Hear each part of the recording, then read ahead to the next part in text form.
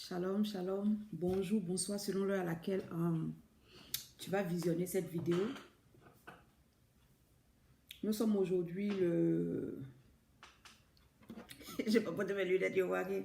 Nous sommes aujourd'hui le 3 novembre 2020 et actuellement la Côte d'Ivoire se retrouve là où elle était il y a 10 ans en arrière. Et je prie pour toi que toi qui écoutes cette vidéo, je prie que tu élèves une prière pour la Côte d'Ivoire, même si le calme est revenu, même si tout est paisible, élève quand même une prière pour la Côte d'Ivoire, pour toutes ces personnes mortes, pour toutes ces personnes disparues, pour tous ces biens qui ont été détruits, pour toute cette cohésion qui a été brisée entre Ivoiriens et étrangers.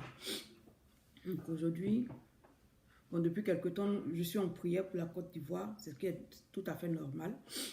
Et puis, j'espère que ce que Dieu a prévu va se passer avec très peu de dégâts. Parce que c'est vrai qu'on veut tous la volonté de Dieu, mais la volonté de Dieu s'accomplit souvent dans un... Voilà, bref. Donc, nous sommes aujourd'hui le 3 novembre 2020. Et aujourd'hui, je veux parler de quelque chose qui est très cher à mon cœur, comme d'habitude. Quelque chose qui est très cher à mon cœur.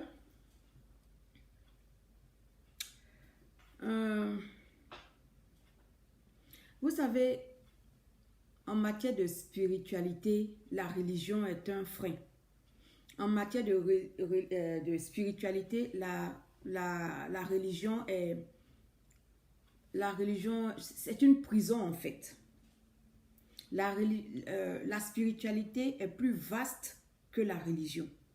La religion, c'est un petit... C'est justement pourquoi, au sein de la spiritualité, on a plusieurs religions. On a telle religion qui dit que ici, il faut faire comme ça. Il y a telle religion qui dit que non, ici, il faut faire comme ça. Il y a telle qui dit que ici, il faut faire comme ça. Mais toutes ces religions-là se retrouvent dans un domaine vaste qui est appelé la spiritualité.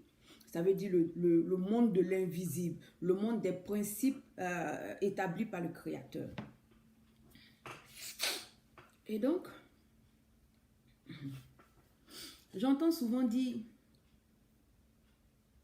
oh, quand tu es en Christ, tu es une nouvelle créature. Tout ce qui est ancien est passé. Est-ce que c'est faux? Non, ce n'est pas faux. Mais il y a des contours que l'ignorant qui récite simplement cette formule ne maîtrise pas. Je veux aujourd'hui vous parler de... Ce ne serai pas le sujet aujourd'hui. Donc, il y a une dame qui est venue me voir. C'est une dame qui prie. Elle prie beaucoup. C'est une dame véritablement très spirituelle. Et elle aide beaucoup de personnes dans le domaine de la spiritualité, tout ça. Mais elle a remarqué qu'il y a quelque chose qui ne va pas. Ça veut dire quoi? Elle est intelligente. Elle est vraiment intelligente. Elle a la connaissance. Elle a la sagesse. Elle a tout ce qu'il faut avoir.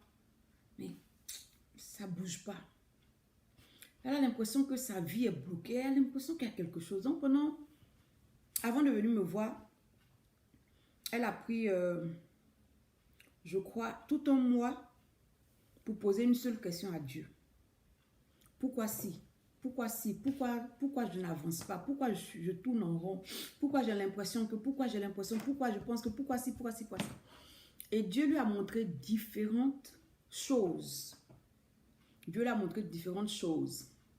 Jusqu'à ce que, dans un songe, elle voit que elle est dans une maison toute blanche, une grande maison, mais dans un endroit qu'elle n'avait pas vu dans la maison, il y avait une grosse toile d'araignée, une très grande toile d'araignée, sombre, et les fils là étaient très très épais.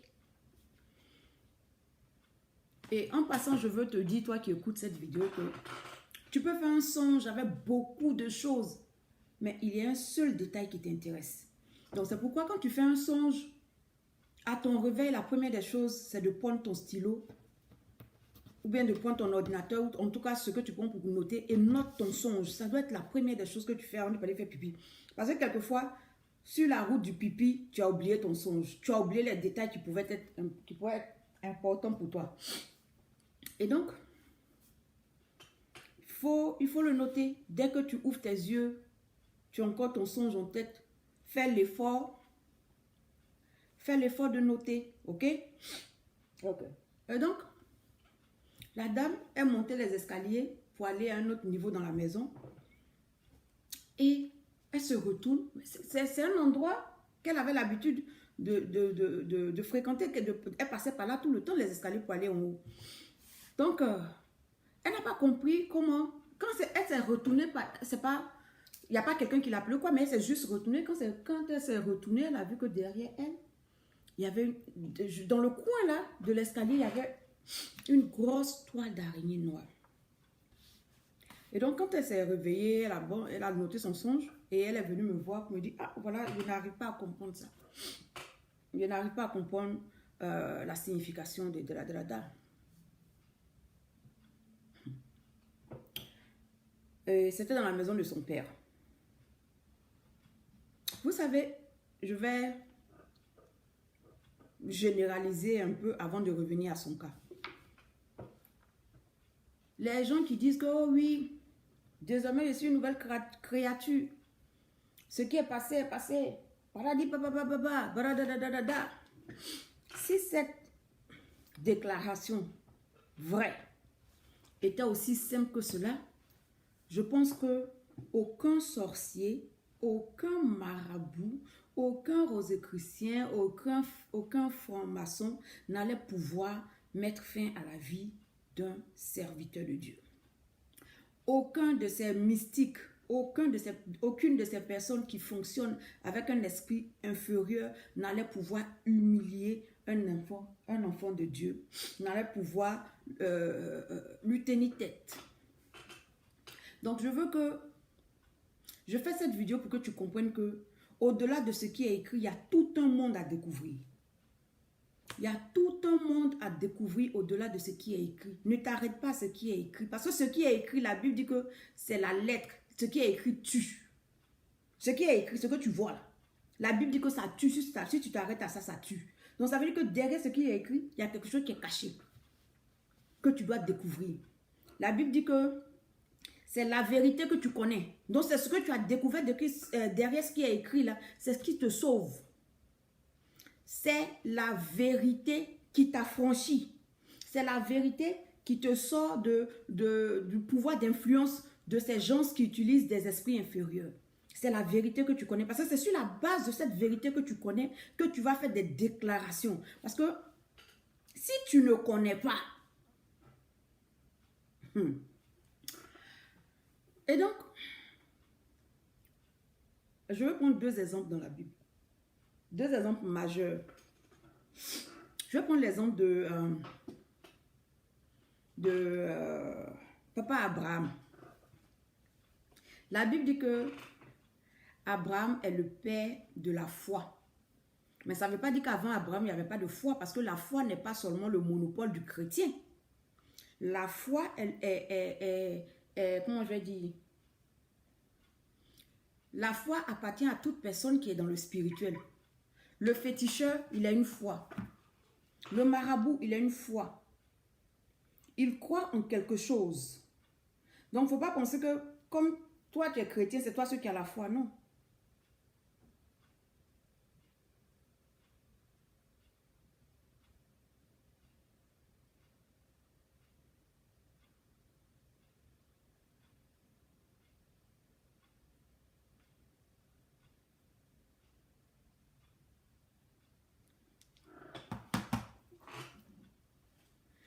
La foi n'appartient pas seulement aux chrétiens.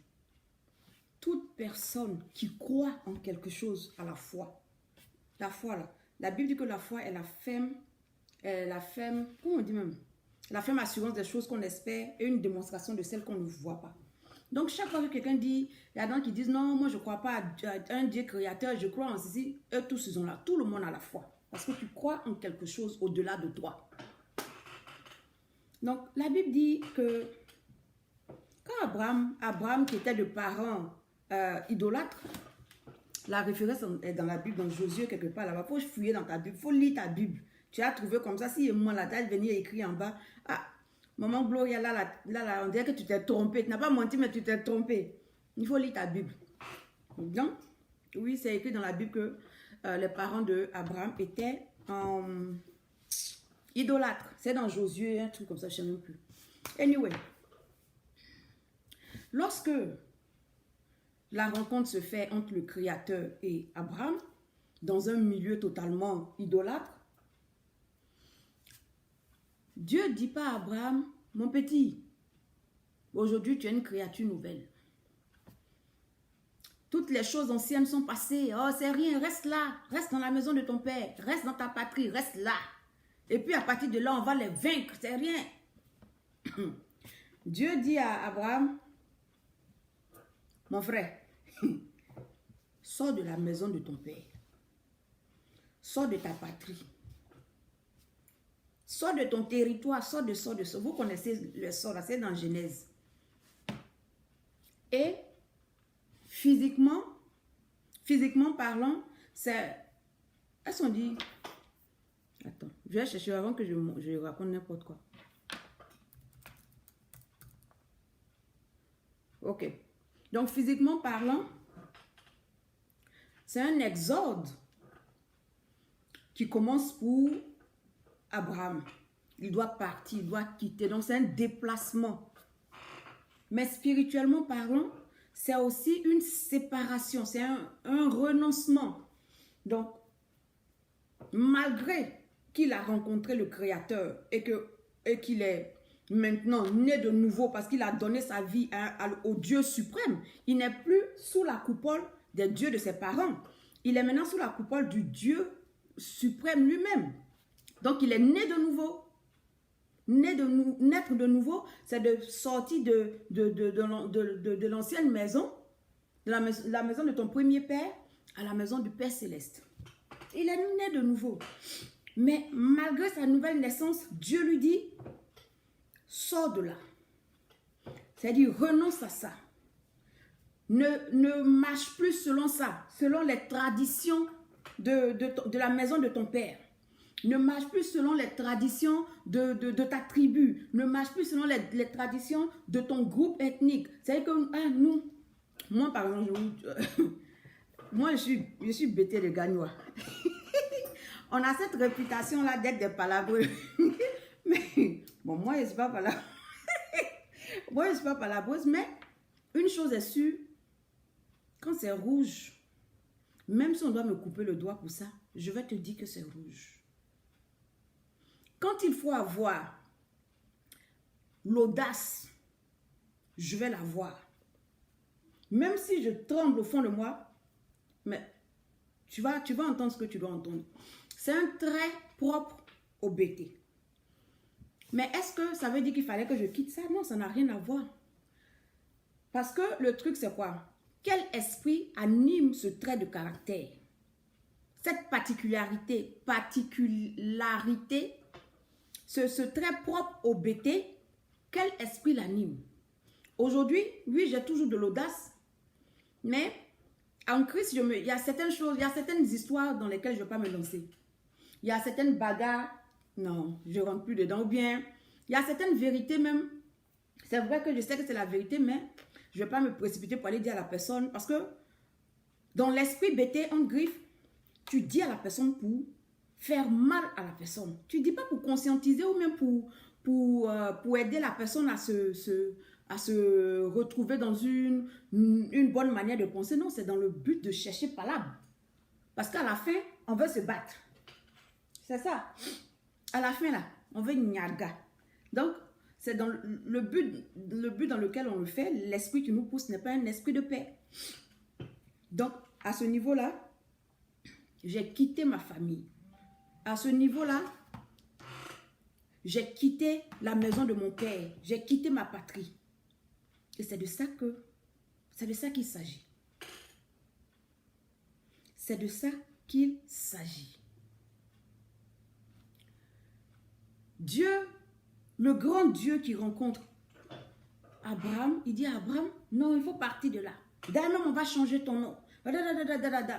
Mais on n'a pas besoin de changer mon nom pour que tu me bénisses. Mais laisse-moi tel que, donne-moi le nom que mes parents m'ont donné.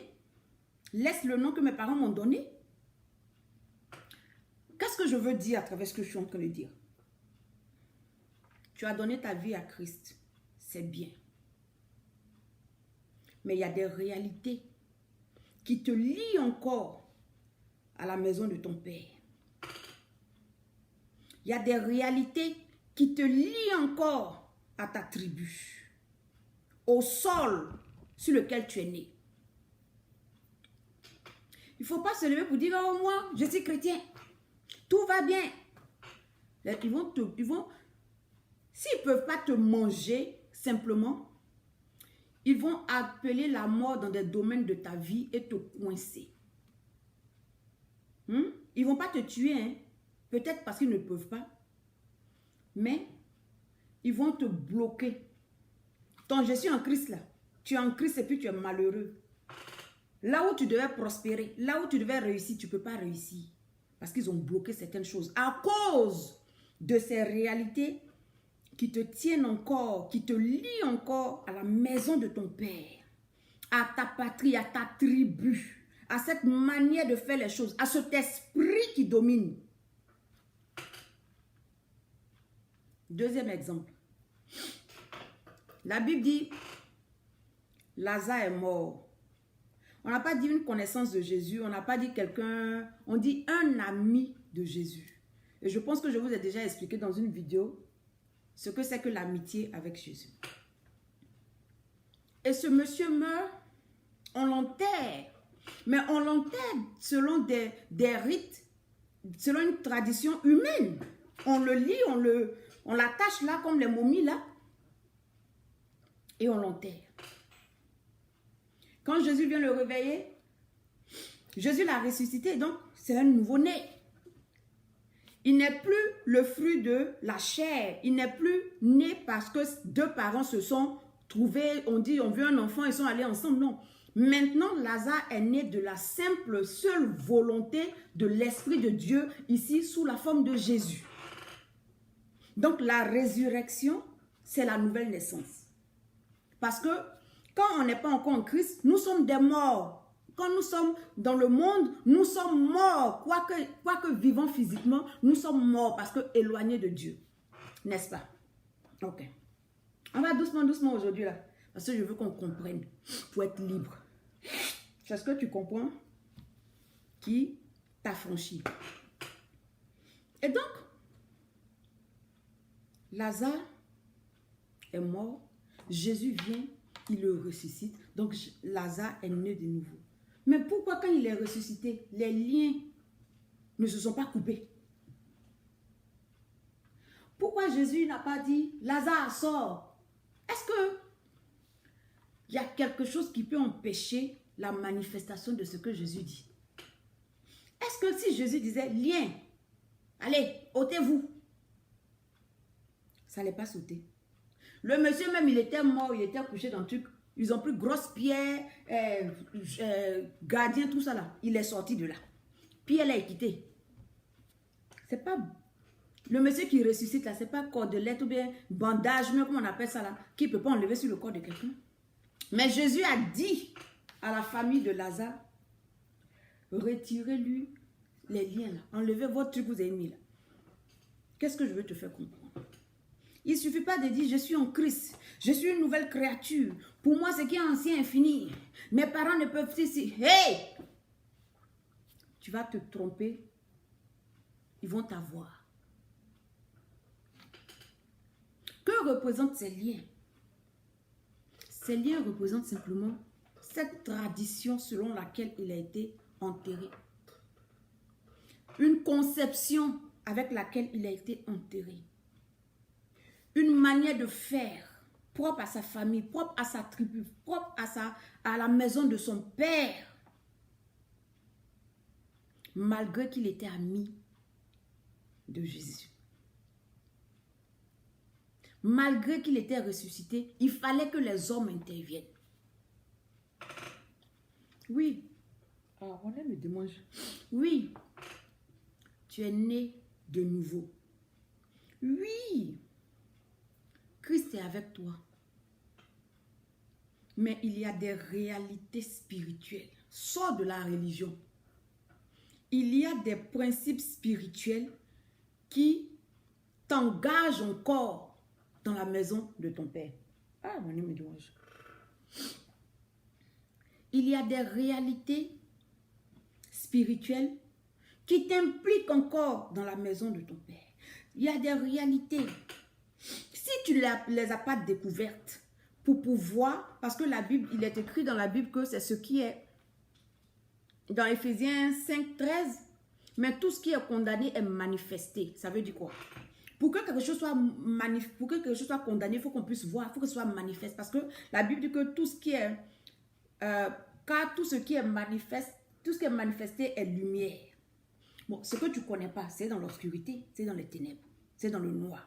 Il faut qu'avec la lumière du Christ, là, tu puisses éclairer certaines zones d'ombre et puis savoir ce qui est là-bas pour pouvoir indexer ça et arrêter l'influence. Parce que le diable, comme il est subtil. On ne l'appelle pas le malin juste parce qu'il n'y a plus de mots dans la Bible. Hein. On l'appelle le malin parce qu'il est malin. Il est rusé. Il utilise les limites de ta compréhension pour se cacher dans ta foi et puis te faire du mal. Il utilise des croyances limitantes. C'est-à-dire qu'au sein même de ce que tu crois, il y a de quoi te nuire. J'espère que tu comprends ce que je suis en train de dire. Et donc, il faut que tu comprennes que tout ne s'arrête pas. Seigneur, je crois en toi. Si tout s'arrêtait à ça, Judas n'allait pas trahir Jésus. Donc, malgré le fait que Judas était né de nouveau, entre griffes, parce qu'il a accepté le Christ, malgré qu'il était né de nouveau, malgré qu'il n'était plus fils de ténèbres, malgré qu'il était maintenant avec la lumière, malgré qu'il enseignait et chassait les démons, Judas avait au fond de lui quelque chose qu'il a pris depuis les ténèbres. Quelque chose en lui qui peut-être un trait de famille. Il y a des gens qui sont méchants de manière héréditaire. Je vous l'assure, j'en ai connu. Il y a des gens qui sont méchants de manière héréditaire. C'est-à-dire que quand tu rentres dans cette famille-là, tout le monde a ce cœur. Ça vient de grand-père, grand-mère là-bas. Ce n'est pas aujourd'hui. C'est héréditaire. Depuis des générations, ils sont comme ça. Quand on vous parle des amis, on dit ils sont ping. Fouillez, vous allez trouver. Ils sont comme ça. Tant que la personne n'a pas entendu, lève-toi, quitte ta tribu, quitte la maison de ton père, la personne sera comme ça. Quand on dit Annie est méchant, je peux témoigner. Je peux témoigner. Mais tant que la personne n'a pas entendu, comment on appelle ça? Quitte la maison de ton père, quitte ceci, quitte. La personne sera toujours sous l'influence de la maison de son père. Sous l'influence de l'esprit là. Mais pourtant tu dis tu es en Christ. Quand on dit bêter à bon cœur, je peux témoigner. Je peux témoigner. Quelquefois même ça devient une bêtise. Cette bonté de cœur, ça devient une bêtise. Et donc, je veux dire quoi? Ça ne s'arrête pas à ça. Ça ne s'arrête pas à moi je suis en Christ. Non. Il y a plus que ça. Sors de la religion.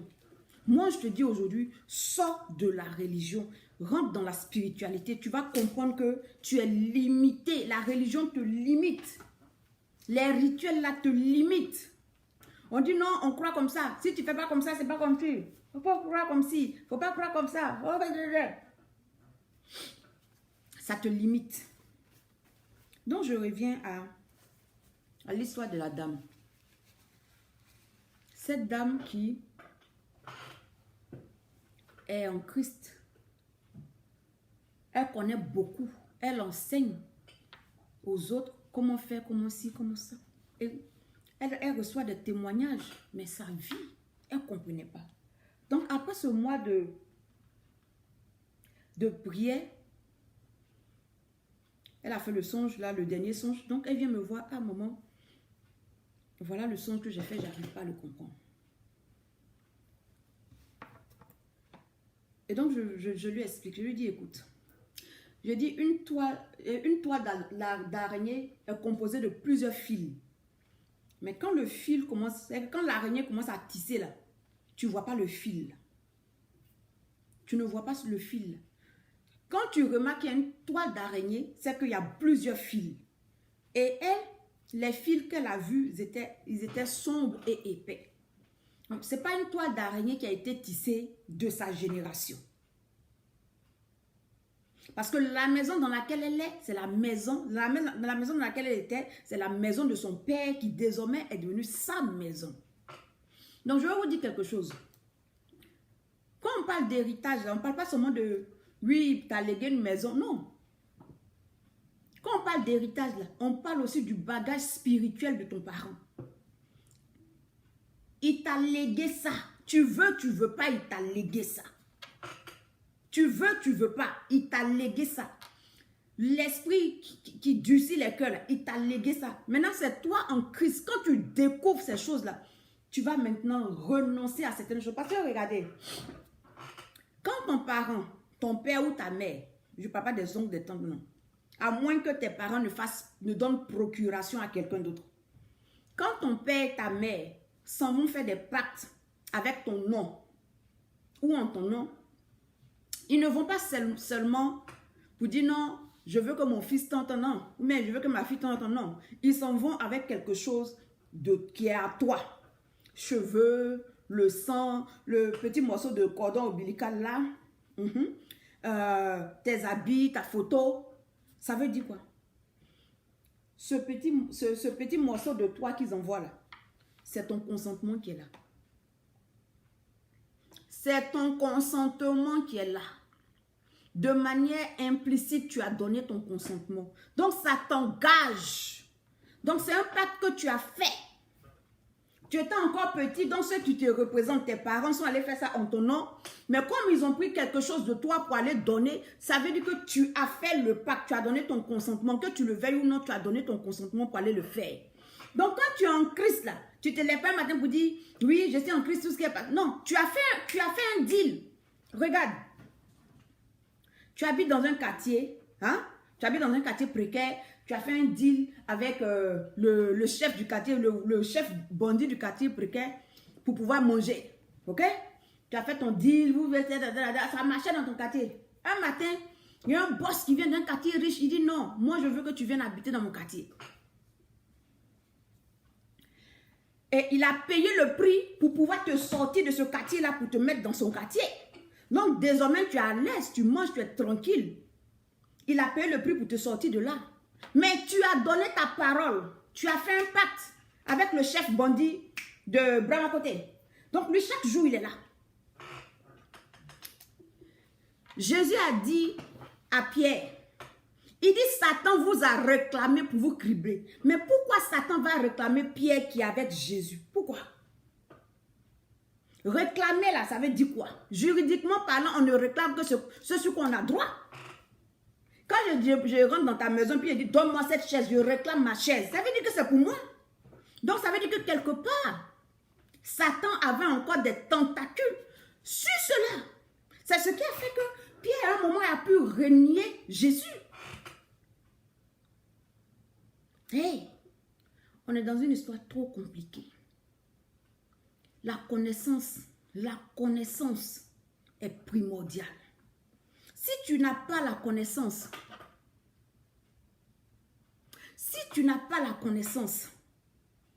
tu seras en prison. Tu seras le prisonnier, la prisonnière de tous les petits démons qui se promènent à Brahma à côté là. Et donc, pour revenir à l'histoire de cette femme.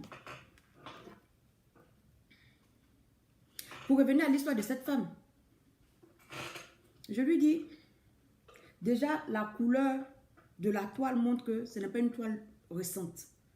Ce n'est pas quelque chose qui a été tissé dans ta génération, dans ton temps.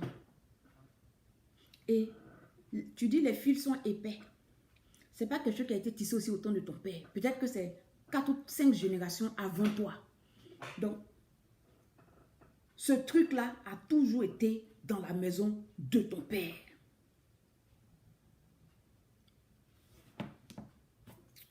Lorsque Dieu voulait utiliser Gédéon, c'est Gédéon, j'espère que je ne me trompe pas, c'est Gédéon. Il lui a dit, va d'abord casser l'autel. Pourquoi Dieu n'a pas dit, oh Gédéon, l'autel, c'est rien ça. Moi, je dis, viens, on va aller. Il faut laisser l'autel là. Mais l'autel là, ça avait quelle influence sur l'action de Dieu dans la vie de Gédéon? Pourquoi il n'a pas laissé l'autel là pour aller utiliser Gédéon pour faire ce qu'il voulait faire? Pourquoi il y a eu besoin de casser le... Hé, réveille-toi. Réveille-toi pour ta vie. Réveille-toi. Lève-toi en prière.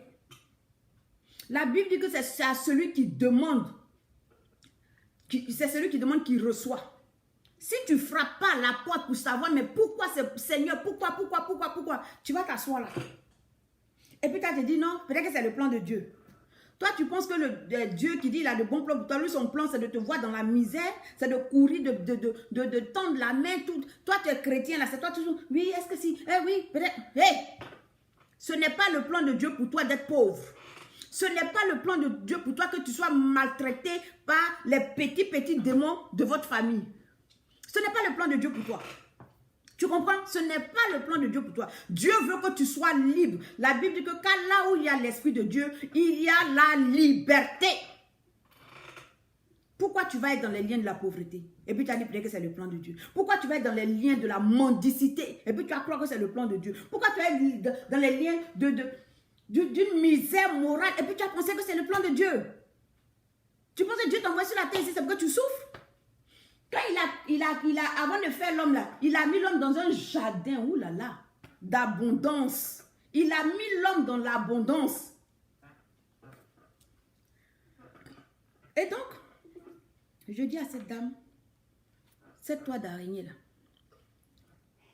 parce que, mystiquement parlant, la toile d'araignée ne t'empêche pas de bouger, à moins qu'elle soit très serrée.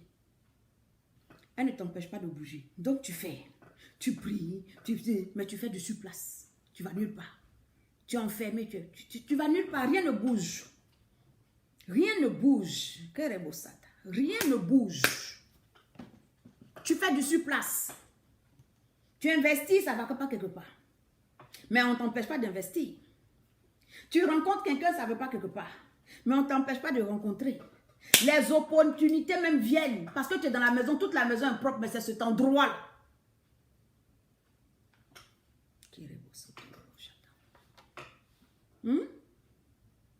Lève-toi dans la prière. J'envoie le feu sur toutes les toiles d'araignée dans ta maison. Au nom de Jésus. Le feu sur toutes les toiles d'araignée. Si Dieu a attiré ton attention sur cette vidéo, s'il a permis que tu écoutes la vidéo jusqu'à ce moment-là, c'est parce qu'il veut te libérer.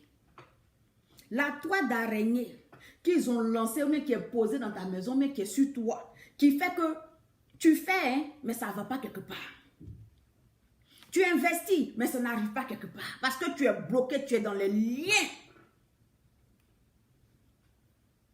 Aujourd'hui, au son de ma voix, ce lien est brisé au nom de Yeshua.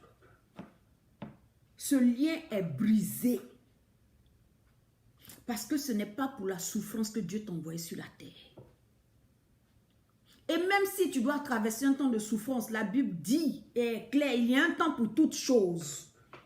Donc tu ne peux pas vivre dans une condition tout le temps. Parce qu'il y a un temps pour toutes choses. À moins que Dieu soit un menteur. Mais le Dieu que je connais là, il n'est pas menteur. C'est pourquoi cette toile d'araignée qui est tissée depuis des générations dans ta famille, qui empêche certaines personnes de pouvoir sortir de l'obscurité, cette toile d'araignée est brûlée au nom de Yeshua. Tu vas te lever dans la prière et puis tu vas dire, si mon nom a été appelé à l'autel de cette toile d'araignée, à l'autel de ce démon, si mon nom a été cité là, je le retire Au nom de Jésus-Christ de Nazareth. Retire-toi tout ce qui a été fait en ton nom sans que tu ne sois au courant là. Que Dieu ouvre tes yeux dessus. Qu'il éclaire cela afin que tu puisses renoncer à tout ce qui n'est pas pleinement christique. Tout ce qui n'est pas pleinement de Christ, tu n'as rien à faire avec. Tout ce qui émane d'un esprit inférieur, tu n'as rien à faire avec. Parce que toi, tu marches dans les hauteurs avec Christ pour berger. Amen. Tu n'as rien à faire avec les alliances démoniaques, les toits d'araignée, les obstacles. Non, c'est fini à partir de cette vidéo. C'est fini à partir de cette vidéo. La même mise qu'ils avaient sur ton nom, la même mise qu'ils avaient sur ta vie, l'influence qu'ils pouvaient avoir encore est brisée à l'instant au nom de Jésus-Christ de Nazareth. C'est brisé. Ils n'ont plus accès parce que ça a été dévoilé. Ce qui était caché là, aujourd'hui est en jugement devant le trône de Dieu.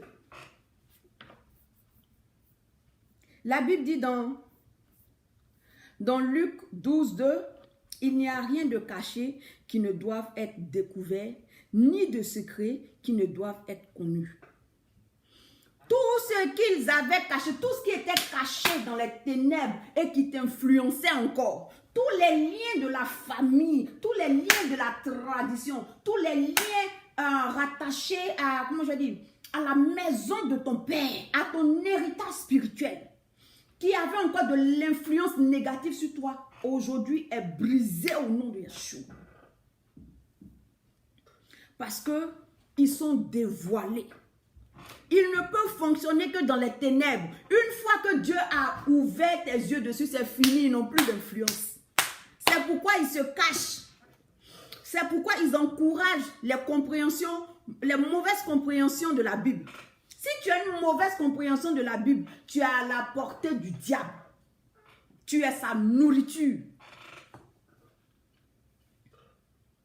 Il ne veut pas que tu comprennes la vérité parce que c'est la vérité qui peut te libérer de l'emprise de ces démons. Mais aujourd'hui, la toile d'araignée qui était cachée depuis des générations dans cette maison, on vient de l'ôter au nom de Yeshua. Le feu de l'Éternel, le feu dévoreur. Mais en même temps, ce feu-là qui purifie vient nettoyer cet espace que cette toile d'araignée utilisait. Parce que c'est ta maison. Parce que c'est ta maison. Tu nettoies la maison de tes parents. Ça veut dire que l'héritage qui va être passé à tes frères, aux générations prochaines, ne sera plus un héritage sous la coupole des démons, mais sous la coupole de l'Esprit du Créateur. Amen.